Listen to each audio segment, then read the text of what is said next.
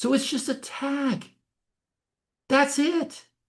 So I could go back up here or down here, and I could put links in here.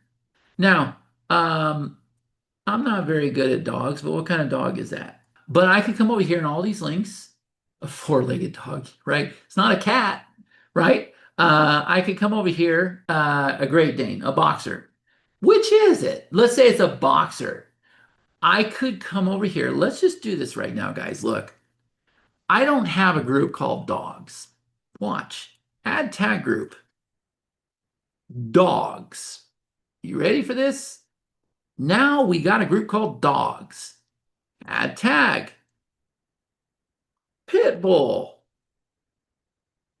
What's another one? Collie. What's another one? Bulldog. What's another one? Hello? So we created a group. We created the tags. And now that we've done that, when we're over here inside of the newsletter, we can fire off those tags. So we can fire off our newsletter tag if we want to put people directly in the publication. And when that happens, if you got a welcome email for that new publication, it'll send it out. Okay. When you start learning about GC, there can be a whole entire workflow that goes out.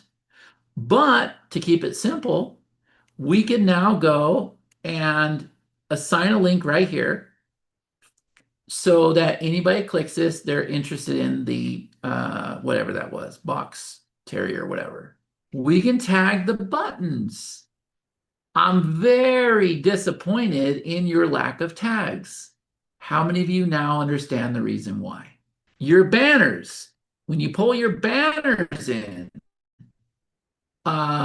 on your newsletter, I'm going to give you the ability to fire off a tag. So if you got a banner for a bar special that you're running for some bar or whatever, everybody that clicks that, you know who they are. Why? Because you're building segmented list. You're building segmented list. If you think about the last newsletter that you created, which is probably all articles, right? Did you have opportunities to fire off tags? Did you have opportunities to fire off tags?